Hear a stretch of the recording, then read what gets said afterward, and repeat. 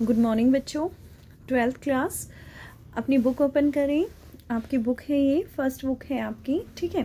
और first book में ये आपका है 9 चैप्टर, ठीक है। तो हम ये 9 चैप्टर करेंगे और देखिए इस चैप्टर का नाम क्या है, वैश्वीकरण है, ठीक है। ये आपका लास्ट चैप्टर है और आपके बाकी सभी चैप्टर्स हो गए हैं। तो आज हम लास्ट चैप्टर की रीडिंग करेंगे। तो देखिए परिचय में पुस्तक के इस अंतिम अध्याय में हम वैश्वीकरण पर बात करेंगे। वैश्वीकरण की चर्चा इस पुस्तक के कई अध्यायों में और कई विषयों की पुस्तक में की गई है। हम शुरुआत वैश्वीकरण की अवधारणा के विश्लेषण और इसके कारणों की जांच से करेंगे कि इसकी क्या जरूरत थी, ठीक है।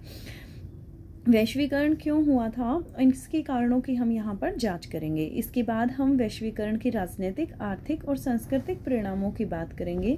हमारी दिलचस्पी यह समझने में भी है कि वैश्वीकरण का भारत पर क्या प्रभाव पड़ा और भारत वैश्वीकरण को कैसे प्रभावित कर रहा है, ठीक है। वैश्वीकरण का भारत पर क्या प्रभाव पड़ा और भारत किस तरीके से वैश्वीकरण को प्रभावित कर रहा है। आखिर में हम वैश्वीकरण को लेकर होने वाले प्रतिरोध पर नज़र डालेंगे और जानेंगे कि कैसे भारत के सामाजिक आंदोलन इस प्रतिरोध का हिस्सा है, ठीक है। तो शुरुआत करते हैं बेटा। वैश्वीकरण की अवधारणा की ये अवधारणा कहाँ से उत्पन्न हुई थी। जनार्दन एक कॉल सेंटर में काम करता है। वह देर रात दोपहर में काम के लिए निकलता है। दफ्तर में घुसने के साथ ही वह जॉन बन जाता है और नया लहजा अख्तियार कर लेता है और हजारों किलोमीटर दूर बसे अपने ग्राहकों से बात करने के लिए एक नई भाषा बोलने लगता है। अपने घर में वह न तो यह भाषा और न ही इस लहजे में बोलता है। वह सारी रात काम करता है, जो दरअसल उसके विदेश ग्राहकों के लिए दिन का समय होता है, ठीक है। जब विदेश में यहाँ पर दिन होता है तो विदेशी ग्राहकों के लिए सारी रात वो काम करता है और जो विदेशी ग्राहक होते हैं उनके लिए वो दिन होता है, ठीक है।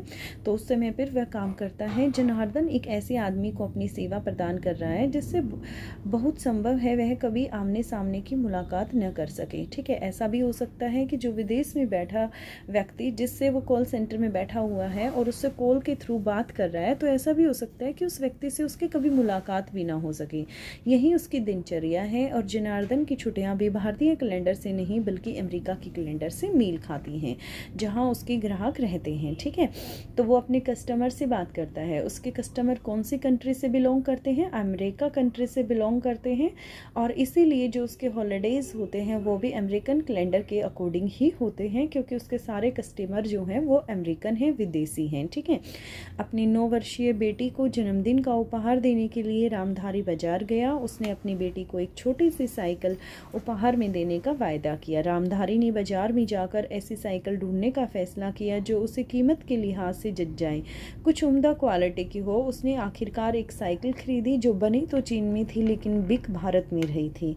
इस साइकिल की कीमत रामधारी की जेब को माफी पड़ी और क्वालिटी भी उसे जच गई। रामधारी ने इसे खरीदने का फैसला किया और पिछले साल अपनी बेटी की जिद पर रामधारी ने उसे बार्बी डॉल खरीद कर दिया, जो दरअसल संयुक्त राज्य अमेरिका, यूनाइटेड स्टेट अमेरिका में बनी थी और बाद में भारत में बिक रही थी, ठीक है। क्या कह रही है कि ये पहले संयुक्त राज्य अमेरिका में बनी थी और ये भारत में बिकने लग रही थी। आपको यहाँ पर 3 एग्जाम्पल्स दिए गए हैं कि एक व्यक्ति है जो सर्विस दे रहा है। किसको सर्विस दे रहा है, जो अमेरिकन सिटीजन्स हैं उनको दे रहा है, जो अमेरिका में रह रहे हैं उनको दे रहा है, ठीक है। सेकेंड आपको एग्जाम्पल रामधारी का दिया है, जो अपनी बेटी के लिए साइकिल परचेज करता है इंडिया में ही, लेकिन वो साइकिल कहाँ से बनी है, चाइना से बनी है। और यही उसने लास्ट ईयर अपनी बेटी को एक बार्बी डॉल, एक गुड़िया दी थी, ठीक है। और वो गुड़िया कहाँ बनी थी, संयुक्त राज्य अमेरिका में बनी थी और भारत में बिक रही थी। सारिका अपने परिवार में पहली पीढ़ी की शिक्षित है। कठिन मेहनत के बूते स्कूल और कॉलेज में वह अव्वल साबित हुई। अब उसे नौकरी करने और एक स्वतंत्र करियर की शुरुआत करने का अवसर हाथ लगा है। ऐसे अवसर के बारे में उसके परिवार की महिलाएं सोच भी नहीं सकती थी। सारिका के रिश्तेदारों में से कुछ इस नौकरी का विरोध कर रहे थे, लेकिन सारिका ने आखिरकार यह नौकरी करने का फैसला किया क्योंकि उसकी पीढ़ी के नौजवानों के सामने आए नए अवसर मौजूद हैं। ये 3 उदाहरण आपके सामने दिए गए हैं, वैश्वीकरण का एक पहलू दिखाते हैं। ठीक है, कोई एक ना एक फेस है ये किसका, ग्लोबलाइजेशन का, वैश्वीकरण का। पहले उदाहरण में जनार्दन जो है वो सेवाओं के वैश्वीकरण में हिस्सेदारी कर रहा है। रामधारी जन्मदिन के लिए जो उपहार खरीद रहा है उसे हम विषयों के एक भाग से दूसरे भाग में वस्तुओं की आवाजाही का पता चलता है। शारिका के सामने जीवन मूल्यों के बीच दुविधा की स्थिति है।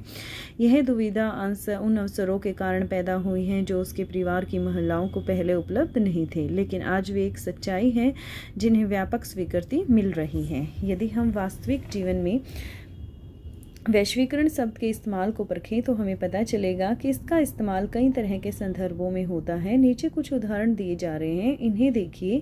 ये उदाहरण ऊपर के उदाहरणों से कुछ अलग हैं। ठीक है, आपको ऊपर 3 एग्जाम्पल दिए गए, तीनों एग्जाम्पल जो हैं वो ग्लोबलाइजेशन के, वैश्वीकरण के हैं, और नीचे कुछ एग्जाम्पल्स दिए गए हैं, ये एग्जाम्पल्स कुछ डिफरेंट हैं। ठीक है, फसल के मर जाने से कुछ किसानों ने आत्महत्या कर ली। इन किसानों ने एक बहुराष्ट्रीय कंपनी से बड़े महंगे बीज खरीदे थे। ठीक है, किससे खरीदे थे, एक जो मल्टीनेशनल कंपनी होती है उससे सीड्स परचेज किए थे। ठीक है, जो बीज थे वो खरीदे थे और फसल क्या हो गई, खराब हो गई, जिसकी वजह से किसानों ने क्या कर ली, आत्महत्या कर ली, सुसाइड कर ली।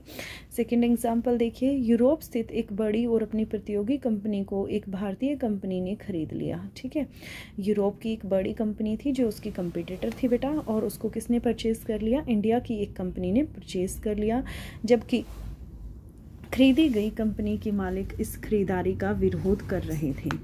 अनेक खुदरा दुकानदारों को यह भय है कि अगर कुछ बड़ी अंतर्राष्ट्रीय कंपनियों ने देश में खुदरा दुकानों की अपनी श्रृंखला खोल ली तो उनकी रोजी रोटी जाती रहेगी। ठीक है, नेक्स्ट क्या है इसमें, मुंबई की एक फिल्म निर्माता पर आरोप लगे कि उसने हॉलीवुड में बनी एक फिल्म की कहानी उठाकर अपनी फिल्म बना ली है। ठीक है, फिर उसके बाद पश्चिमी परिधान पहनने वाले कॉलेज की छात्राओं को एक उग्रवादी संगठन ने अपने एक बयान में धमकी दी।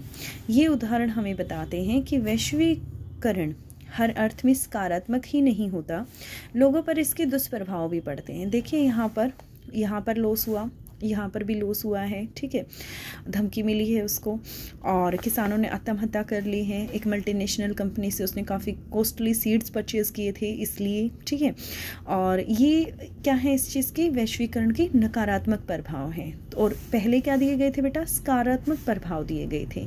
तो वैश्वीकरण के कुछ सकारात्मक प्रभाव होते हैं, कुछ नकारात्मक प्रभाव भी होते हैं। दोनों के एग्जाम्पल्स जो हैं वो आपके सामने दिए गए हैं। ठीक है, तो देखिए ये उदाहरण हमें बताते हैं कि वैश्वीकरण हर अर्थ में सकारात्मक ही नहीं होता, लोगों पर इसके दुष्प्रभाव भी पड़ सकते हैं।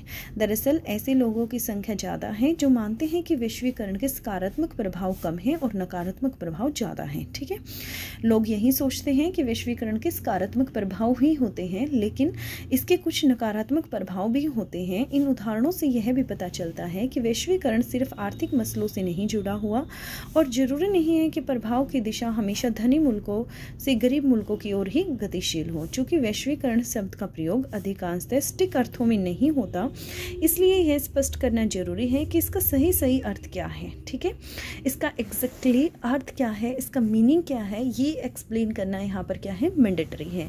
एक अवधारणा के रूप में वैश्वीकरण की बुनियादी बात है प्रवाह कई तरह के हो सकते हैं। विषयों के एक हिस्से के विचारों का दूसरे हिस्सों में पहुंचना, पूंजी का एक से ज़्यादा जगहों पर जाना, वस्तुओं का कई देशों में पहुंचना और उनका व्यापार तथा बेहतर आजीविका की तलाश में दुनिया के विभिन्न हिस्सों में लोगों की आवाजाही यहाँ सबसे ज़रूरी बात है। विश्वव्यापी पारस्परिक जुड़ाव जो ऐसे प्रवाह की निरंतरता से पैदा हुआ हो और कायम भी है। वैश्वीकरण कैसी एक आयाम है, बहुआयामी अवधारणा है। इसके राजनीतिक, आर्थिक, सांस्कृतिक अवतार हैं। ठीक है, इसके अलग अलग रूप हैं, राजनीतिक भी हैं, आर्थिक भी हैं और सांस्कृतिक भी हैं। ठीक है, इनके बीच ठीक भेद किया जाना चाहिए और यह मान लेना गलत है कि वैश्वीकरण केवल आर्थिक परिघटना है। ठीक इसी तरह यह मान लेना भी भूल होगी कि वैश्वीकरण एकदम सांस्कृतिक परिघटना है। केवल एक ही तथ्य तक हम सीमित नहीं रह सकते कि यह एक आर्थिक परिघटना है, या यहाँ तक भी हम सीमित नहीं रह सकते कि ये एक सांस्कृतिक है। ठीक है, वैश्वीकरण का जो प्रभाव है वो बड़ा विषम रहा है। यह कुछ समाजों को बाकियों की अपेक्षा और समाज के एक हिस्से को बाकी हिस्सों की अपेक्षा ज़्यादा प्रभावित कर रहा है। ऐसे में ज़रूरी हो जाता है कि विशिष्ट संदर्भों पर पर्याप्त ध्यान दिए बिना हम वैश्वीकरण के प्रभाव के बारे में सर्वसामान्य निष्कर्ष निकालने से परहेज करें। अब देखिए वैश्वीकरण के कारण क्या है, रीज़न क्या है कि किस वजह से वैश्वीकरण हो रहा है। क्या है वैश्वीकरण की वजह? अगर वैश्वीकरण विचार, पूंजी, वस्तु और लोगों की आवाजाही से जुड़ी परिघटना है तो शायद यह पूछना असंगत न होगा कि इस परिघटना में क्या कुछ नई बात है। अगर इन 4 तरह के प्रवाह की ही बात है तो फिर वैश्वीकरण मानव इतिहास के अधिकांश समय जारी रहा है। बहरहाल जो लोग तर्क देते हैं कि समकालीन वैश्वीकरण के साथ कुछ खास बात है, वे ध्यान दिलाते हैं कि नई बात है इन प्रभावों की गति, इनके प्रसार का धरातल। ये दोनों बातें मौजूदा वैश्वीकरण को अनूठा बनाती हैं। वैश्वीकरण का एक मजबूत ऐतिहासिक आधार है, इसलिए ज़रूरी है कि हम इन प्रभावों को इतिहास के संदर्भ में देखें। हालांकि वैश्वीकरण के लिए कोई एक कारक जिम्मेदार नहीं है, फिर भी प्रौद्योगिकी अपने आप में एक अपरिहार्य कारण साबित हुई है। इसमें कोई शक नहीं है कि टेलीग्राफ, टेलीफोन और माइक्रोचिप की नवीनतम आविष्कारों ने विश्व के विभिन्न भागों के बीच संचार की क्रांति कर दिखाई है। शुरू में जब छपाई की तकनीक आई थी तो उसने राष्ट्रवाद की आधारशिला रखी थी। जब स्टार्टिंग में छपाई की तकनीक आई तो उसने किसकी आधारशिला रखी थी?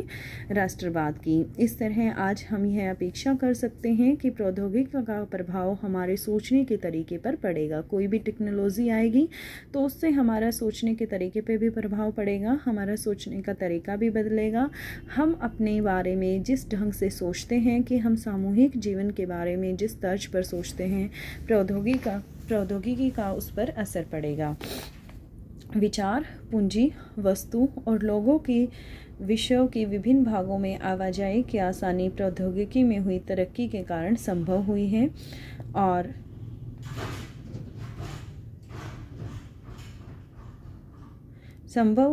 और इन प्रभावों की गति में अंतर हो सकता है। उदाहरण के लिए विश्व के विभिन्न भागों के बीच पूंजी और वस्तुओं की गतिशीलता लोगों की आवाजाही की तुलना में ज़्यादा तेज़ है और व्यापक होगी। बहरहाल संचार साधनों की तरक्की और उनकी उपलब्धता मात्र से वैश्वीकरण अस्तित्व में आया है, ऐसी बात नहीं है। यहाँ जरूरी बात यह है कि विश्व के विभिन्न भागों के लोग अब समझ रहे हैं कि वे आपस में जुड़े हुए हैं। आज हम इस बात को लेकर सजग हैं कि विश्व के एक हिस्से में घटने वाली घटना का प्रभाव विश्व के दूसरे हिस्से में भी पड़ेगा। बर्ड फ्लू अथवा सुनामी किसी एक राष्ट्र की हदों में सिमटे नहीं रहते हैं, ठीक है। सुनामी आएंगी या बर्ड फ्लू की हम बात करें तो वो किसी एक राष्ट्र तक ही सीमित नहीं रहता, ठीक है। और ये घटनाएं जो हैं वो राष्ट्रीय सीमाओं का जोर नहीं मानती हैं कि कौन से राष्ट्र की सीमा कहाँ तक है, या ये जो घटनाएं हैं जैसे कि बर्ड फ्लू हो गया या सुनामी आ गई, ये किसी राष्ट्र की सीमा इनके लिए कोई मायने नहीं रखती हैं। और इसी तरह जब बड़ी आर्थिक घटनाएं होती हैं तो उनका प्रभाव जो है उनके मौजूदा स्थान अथवा क्षेत्रीय प्रवेश तक ही सीमित नहीं रहता, बल्कि विश्व भर में महसूस किया जा सकता है। अब हम इसके देखेंगे राजनीतिक प्रभाव क्या है, ठीक है। तो देखिए वैश्वीकरण की समकालीन प्रक्रियाओं के प्रभाव के बारे में जारी बहसों में से एक यह है कि इसका राजनीतिक असर क्या हो रहा है। राज्य के संप्रभुता की परंपरागत धारणा का वैश्वीकरण का असर कैसे होता है, इस सवाल का जवाब देते समय हमें कम से कम 3 पहलुओं का ध्यान रखना होगा।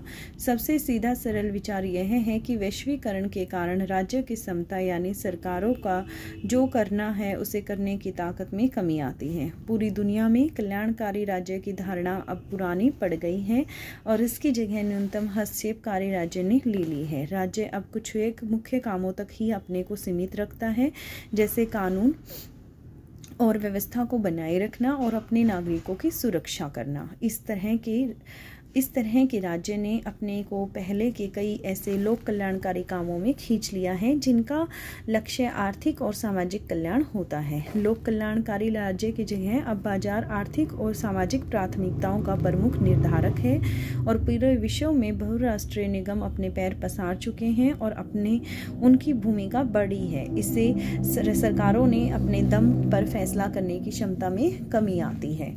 इसी के साथ एक बात और भी है कि वैश्वीकरण से हमेशा राज्य की ताकत में कमी आती है और ऐसी बात नहीं है। राजनीतिक समुदाय के आधार के रूप में राज्य की प्रधानता को कोई चुनौती नहीं मिली है और राज्य इस अर्थ में आज भी प्रमुख है। विश्व की राजनीति में अब भी विभिन्न देशों के बीच मौजूदा पुरानी ईर्ष्या कंपटीशन की दखल है और राज्य कानून और व्यवस्था, राष्ट्रीय सुरक्षा जैसे अपने अनिवार्य कार्यों को पूरा कर रहे हैं और बहुत सोच समझकर अपने कदम उन्हीं दायरों से खींच रहे हैं जहां उनकी मर्जी हो। राज्य अभी भी महत्वपूर्ण बन गए हैं। वस्तुतः कुछ मायनों में वैश्वीकरण के फलस्वरूप राज्य की ताकत में इजाफा हुआ है। अब राज्यों के हाथ में अत्याधुनिक प्रौद्योगिकी मौजूद है जिसके बूते राज्य अपने नागरिकों के बारे में सूचनाएं जुटा सकते हैं। इस सूचना के दम पर राज्य ज़्यादा कारगर ढंग से काम कर सकते हैं। उनकी क्षमता बढ़ी है, कम नहीं हुई है और इस प्रकार नई प्रौद्योगिकी के परिणाम स्वरूप राज्य अब पहले से ज़्यादा ताकतवर है। ठीक है, तो ये सारा चैप्टर बेटा आप ये रीड करेंगे और कुछ क्वेश्चंस मैं आपको आज पॉलिटिकल साइंस के करवा दूंगी। वो सारे क्वेश्चंस भी आपको लर्न करने हैं। ठीक है, क्लियर हो चुका है आपको इतना? ओके।